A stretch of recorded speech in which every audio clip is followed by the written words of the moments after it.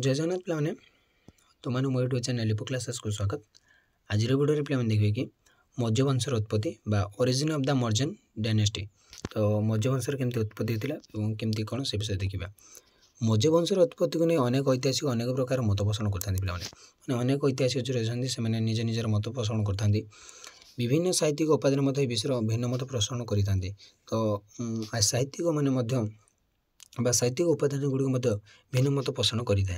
तो प्रथम देखिए कौन प्रथमतः मुद्रा राक्षस नाटक विशाखादत्त चंद्रगुप्त मौर्य को मौर्यपुत्र नाम वर्णना कर। तो विशाखादत्त कौन कहते ना जो मुद्रा राक्षस चंद्रगुप्त मौर्य कहते मौर्यपुत्र। तेणु ये मौर्य शब्दटी मुरा नामनी नामक एक शूद्र जातिर नीच कूलज स्त्रीलोक नाम उत्पत्ति बोली नाटकटीर भाष्यकार धुंडीराज मत देते। तो मुरा नाम मुरा बोली जड़े आमर थे शूद्र जातिर सब नीच कूलर स्त्रीलोक जहाँ नाम उत्पत्ति कहुई। या व्यतीत वृषल कूलहीन आख्या दिया मैंने कूलहीन से किसी कूल ना से वृषल अनेक सहित वृषल शब्दर अर्थ शूद्र बोली मत विवेचन कर। जो वृषल शब्दटी रही तार अर्थ शूद्र बोली से मत व्यक्त करती। केतेक वृषल शब्दर अर्थ राजा मान श्रेष्ठ बोली कहते माने वृषल शब्दटा किए कहते शूद्र आज जन केते जन कहते राजा मान श्रेष्ठ जी आम कह वृषल। सेपरी भाव में विष्णु पुराणर भाष्यकार चंद्रगुप्त मौर्य को नंदवंशर शेष राजार रक्षिता मुरा औरसर जन्म बोली मत देते। तो आउ केते जन कहते विष्णु पुराण जो भाष्यकार विष्णु पुराण भाष्यकार चंद्रगुप्त मौर्य को नंदवंशर शेष राजार रक्षिता मुरा औरसर जन्म होती बोली किए कहते आमर चंद्रगुप्त मौर्य को। तेणु परोक्षरे से नीच कूल संपूत बोली मत दे था। तो पर से नीच कूलर से बोली कहते मुरा को माता मुरा नाम अनुसार मौर्य शब्दटी आसी से कहते। तो माता कौन मुरा नाम अनुसार मौर्य शब्दटी आसी कहुई। एपरी भाव में अनेक कहानी और किंवदंती जनाए जाए जे मुरा शूद्र जातिर थे। मुरा जो माँ चंद्रगुप्त मौर्य को माँ बोली कहुई से गोटे आम शूद्र जातिर थे जहाँकि आम जाने पे कास्ट सिस्टम आमर श्रेणी व्यवस्था शूद्र सब तल और से ब्रह्मांगर पादर जात बोली तले रखा जाता सब नीच जाति थिला। तो सेठार से उत्पत्ति होती से जातिर थे बोली कहुई जहाँकि नीच वंश बुझाई था। कि ये तथ्य को अनेक ऐतिहासिक खंडन कर ऐतिहासिक मैंने खंडन कर यहाँ सत्य नुहे बोली कहते। यही तथ्य भित्तिक आलोचना कले जना जाए जे चाणक्य नंदवंश को ध्वंस कर चंद्रगुप्त को सिंहासन अभिषिक्त करते। जो आम चाणक्य नंदवंश को ध्वंस कर चंद्रगुप्त को सिंहासन आरोहण करते कहुए। जदि चंद्रगुप्त निज वंश कहते चाणक्य कौन राज सिंहासन अभिषिक्त करते कि तेना प्रसंगटी प्रश्नवाची अटे। तो जदि आम कह मुरा हूँ शूद्र शिशु सन्तान शूद्र हम तो शूद्र केमती गोटे राज सिंहासन बसैबे। तो से गोटे प्रश्नवाची सृष्टि होती। तो गोटे गोटे रही क्वेश्चन माने सेमती ठीक नहीं प्रसंगटा गोटे प्रश्नवाची प्रसंग अटे। द्वितीय जाना कौन देख केतेक ऐतिहासिक और साहित्यिक उच्च वंशज भाव में अभिहित करते। तो केते जन कहते यहाँ बहुत उच्च वंश से जन्मग्रहण करते चंद्रगुप्त मौर्य। महापरिनिर्वाण सूत्र नामक बौद्ध धर्म ग्रंथ में मौर्य नामक क्षेत्रीय राजवंश संपर्क उल्लेख रही। तो मौर्य बोली गोटे क्षेत्रीय राजवंश थे तो सेठार मत उल्लेख रही।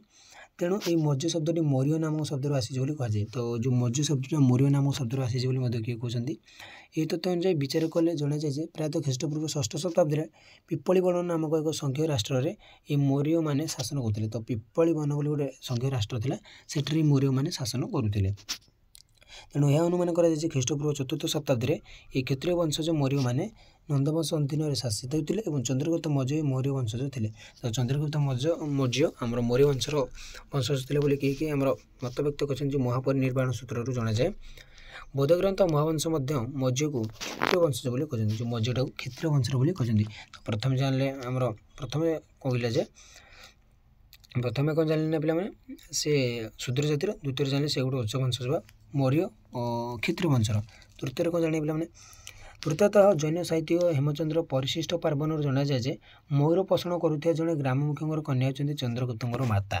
तो तृतीय कौन जना जाए ना जो जैन साहित्य हेमचंद्र लिखिं परिशिष्ट पार्बण से जना जाए मयूर पोषण मयूर पालुवा जड़े ग्राम मुख्य से गाँव मुखिया थे कन्या होती चंद्रगुप्त माजा चंद्रगुप्त माता माने चंद्रगुप्त अजा जड़े मयूर पोषक थे जी मयूर पालन करते। तेणु मयूर पोषक मयूर पालन करने समय सहित से उपयुक्त जत्न होते और वंशवृद्धि कराते। जेहेतु मौर्य वंश शासक मान मयूर अति प्रिय था तेणु यही वंश जात होती चंद्रगुप्त वंश मौर्य वंश बोली कहुए से मौर्य वंश बोली कहुए। तो तीनोटी आम धारणा पाइले। तो देखिए ताले ଗ୍ରୀକ୍ ଐତିହାସିକ ଜଷ୍ଟିନ୍ କିନ୍ତୁ ମୌର୍ଯ୍ୟ ବଂଶ ବିଷୟରେ ଏକ ଭିନ୍ନ ମତ ପୋଷଣ କରନ୍ତି। ତ ଯେଉଁ ଜଷ୍ଟିନ୍ ଯେଉଁ ଆମର ଅଛନ୍ତି ଜଣେ ଐତିହାସିକ ଗ୍ରୀକ୍ର, ସେ ଗୋଟେ ଅନ୍ୟ ମତ ପୋଷଣ କରନ୍ତି। ସେ ଚନ୍ଦ୍ରଗୁପ୍ତଙ୍କୁ ଏକ ସାଧାରଣ ବଂଶଜ ବୋଲି ମତବ୍ୟକ୍ତ କରନ୍ତି। ସେ ଗୋଟେ ସାଧାରଣ ବଂଶଜ ବୋଲି ତାଙ୍କୁ ମତବ୍ୟକ୍ତ କରିଛନ୍ତି। ତେଣୁ ଜଷ୍ଟିନ୍ଙ୍କ ମତ ଅନୁଯାୟୀ ସେ ଉଚ୍ଚକୂଳ ବା ନିଚକୂଳ ଯେଉଁ ନଥିଲେ, କିନ୍ତୁ ପ୍ଲୁଟାର୍କେଟରେ ମତ ପୋଷଣ କରନ୍ତି ଯେ ଚନ୍ଦ୍ରଗୁପ୍ତ ଗ୍ରୀକ୍ ବୀର ଆଲେକ୍ଜାଣ୍ଡାର ଭାରତକୁ ଆସିଥିବା ସମୟରେ ତାଙ୍କୁ ଶିବିରରେ ସାକ୍ଷାତ କରି ନନ୍ଦବଂଶ ରାଜାଙ୍କର ନିନ୍ଦା ଜ୍ଞାନ କରୁଥିଲେ ଓ ତାଙ୍କର ଜନ ଅପ୍ରିୟତା ବିଷୟରେ ବର୍ଣ୍ଣନା କରିଥିଲେ। ଅପ୍ରିୟତା ନିଚକୂଳ ବିଷୟରେ ବର୍ଣ୍ଣନା କରିଥିଲେ। ଏଠାରେ ଜଷ୍ଟିନ୍ଙ୍କ ମତ ଟିକେ ପିଲାମାନେ ନନ୍ଦବଂଶ ରାଜାଙ୍କର ନିନ୍ଦା ଗାନ କରିଥିଲେ କିଏ? ଚନ୍ଦ୍ରଗୁପ୍ତ। ଗ୍ରୀକ୍ ବୀର ଆଲେକ୍ଜାଣ୍ଡାରଙ୍କ ଶିବିରକୁ ଯେତେବେଳେ ଆଲେକ୍ଜାଣ୍ଡାର ଭାରତକୁ ଆସିଥିଲେ, ତାଙ୍କ ଶିବିରକୁ ଯାଇ ଚନ୍ଦ୍ରଗୁପ୍ତ ତାଙ୍କ ଶିବିରକୁ ଯାଇ ନନ୍ଦବଂଶ ରାଜାଙ୍କର ନିନ୍ଦା ଗାନ କରିଥିଲେ ଏବଂ ତାଙ୍କର ଜନ ଅପ୍ରିୟତା ନିଚକୂଳ ବିଷୟରେ ବର୍ଣ୍ଣନା କରିଥିଲେ। ତେଣୁ ଏଠାରେ କୁହାଯାଏ ଯେ ଯଦି ସେ ନିଚକୂଳରେ ଜନ୍ମ ଲାଭ କରିଥାନ୍ତି ତାହେଲେ ନନ୍ଦବଂଶ ବିଷୟରେ ସେ ଏପରି ଟିପ୍ପଣ ପ୍ରଦାନ କରିନଥାନ୍ତି। ତେଣୁ ସେ ନିଚ ବଂଶଜ ନୁହନ୍ତି। ତ ନିଚ ବଂଶ ନୁହନ୍ତି ବୋଲି କେତେଜଣ ମତ ପୋଷଣ କରନ୍ତି। ତାପରେ ଦେଖିବା ଏହିପରି ଭାବରେ ବିଭିନ୍ନ ମତ ଅନୁଯାୟୀ ସେ କେତେବେଳେ ନିଚକୂଳ ଯୁକ୍ତ, କେତେବେଳେ କ୍ଷତ୍ରିୟ କୂଳ ଯୁଗ ଓ କେତେବେଳେ ସାଧାରଣ ବଂଶରୁ ଉତ୍ପନ୍ନ ବୋଲି ବର୍ଣ୍ଣିତ। ତିନି ପ୍ରକାର ମତ ପୋଷଣ ଅଛି। କେତେବେଳେ କିଏ କୁହେ ନିଚକୂଳ, କିଏ କୁହେ କ୍ଷତ୍ରିୟ କୂଳରେ ସେ ଥିଲେ ମୌର୍ଯ୍ୟ ରାଜବଂଶର, କିଏ କୁହେ ସାଧାରଣ ବଂଶରେ ଥିଲେ ବୋଲି ବର୍ଣ୍ଣନା କରାଯାଇଛି। ବୌଦ୍ଧ ଗ୍ରନ୍ଥଗୁଡ଼ିକୁ ତାଙ୍କୁ ସୂର୍ଯ୍ୟବଂଶୀୟ କ୍ଷତ୍ରିୟ ବୋଲି ସୂର୍ଯ୍ୟବଂଶୀୟ କ୍ଷତ୍ରିୟ ବୋଲି ତାଙ୍କୁ ବର୍ଣ୍ଣନା କରିଥାନ୍ତି। କାରଣ ବୌଦ୍ଧ ଉପାଦାନ ଗୁଡ଼ିକ ତାଙ୍କୁ ମୌର୍ଯ୍ୟ ବଂଶଜ ଶାକ୍ୟ ସମ୍ପ୍ରଦାୟର ଏକ ବଂଶ ବୋଲି ବିବେଚନା କରିଥାନ୍ତି। କେତେକ ଶିଳାଲେଖରେ ମଧ୍ୟ ମୌର୍ଯ୍ୟମାନଙ୍କୁ କ୍ଷତ୍ରିୟ ବଂଶଜ ବୋଲି କୁହାଯାଇଛି। କେତେକ ଆମର ଶିଳାଲେଖରେ ମଧ୍ୟ ଜଣାଯାଇଛି ଯେ ମୌର୍ଯ୍ୟମାନେ କ୍ଷତ୍ରିୟ ବଂଶର ଥିଲେ। ତେଣୁ ସମସ୍ତ ମତ ଅନୁଯାୟୀ ଚନ୍ଦ୍ରଗୁପ୍ତ କ୍ଷତ୍ରିୟ ବଂଶ ଭାବରେ ଗ୍ରହଣ କରାଯାଇଛି। ତ ଚନ୍ଦ୍ରଗୁପ୍ତ ମୌର୍ଯ୍ୟଙ୍କୁ ସେ ଗୋଟେ କ୍ଷତ୍ରିୟ ବୋଲି ମାନି ନିଆଯାଇଛି ବା ତାକୁ ଗ୍ରହଣ କରାଯାଇଛି। ବଂଶର ଉତ୍ପତ୍ତି ପରି ଚନ୍ଦ୍ରଗୁପ୍ତଙ୍କ ନାମକୁ ମଧ୍ୟ ଐତିହାସିକମାନେ ବିଭିନ୍ନ ପ୍ରକାର ବର୍ଣ୍ଣନା କରିଛନ୍ତି। ଗ୍ରୀକ୍ ଐତିହାସିକ ଆରିଆନ୍ ଓ ଜଷ୍ଟିନ୍ ତାଙ୍କୁ ସେଣ୍ଡ୍ରୋକଟ୍ସ ବୋଲି ଉଲ୍ଲେଖ କରିଛନ୍ତି। ପ୍ଲୁଟୋ ତାଙ୍କୁ ଏଣ୍ଡ୍ରୋକଟ୍ସ ବୋଲି ନାମ ଦେଇଛନ୍ତି। ସେପରି ଭାବରେ ବିଶାଖାଦତ୍ତ ମୁଦ୍ରାରେ ଆକାଶ ନାଟ୍ୟରେ ଚନ୍ଦ୍ରଗୁପ୍ତ ମୌର୍ଯ୍ୟଙ୍କ ନାମ ଚନ୍ଦ୍ରସ୍ଥି ଓ ତ୍ରିଶଳ ବୋଲି ମଧ୍ୟ ଉଲ୍ଲେଖ କରିଛନ୍ତି। ରୁଦ୍ରଦାମନଙ୍କ ଜୁନାଗଡ଼ ଅଭିଲେଖ ତାଙ୍କୁ ଚନ୍ଦ୍ରଗୁପ୍ତ ବୋଲି ଉଲ୍ଲେଖ କରିଛନ୍ତି। ଏହା ବ୍ୟତୀତ ପ୍ରାୟତଃ ସମସ୍ତ ବୌଦ୍ଧ, ଜୈନ ସାହିତ୍ୟିକ ଉପାଦାନ ତାଙ୍କୁ ଚନ୍ଦ୍ରଗୁପ୍ତ ନାମରେ ଆଖ୍ୟା ଦେଇଥାନ୍ତି। ତେଣୁ ସମସ୍ତେ ମୌର୍ଯ୍ୟ ବଂଶର ପ୍ରତିଷ୍ଠାତା ଭାବରେ ଚନ୍ଦ୍ରଗୁପ୍ତଙ୍କୁ ନାମକୁ ଗ୍ରହଣ କରିଥାଏ। ତ ମୌର୍ଯ୍ୟ ବଂଶର ପ୍ରତିଷ୍ଠା ଦେଖେଇଥିଲେ ନାମର ଚନ୍ଦ୍ରଗୁପ୍ତ ମୌର୍ଯ୍ୟ। ତାହେଲେ ପରବର୍ତ୍ତୀ କ୍ଲାସ୍ରେ ଦେଖିବା ପିଲାମାନେ ଚନ୍ଦ୍ରଗୁପ୍ତଙ୍କ ଆଦ୍ୟ ଜୀବନୀ କେମିତି ଥିଲା। ତ ଆଜି ପାଇଁ କ୍ଲାସ୍ଟି ରଖୁଛି। ଜୟ ଜଗନ୍ନାଥ।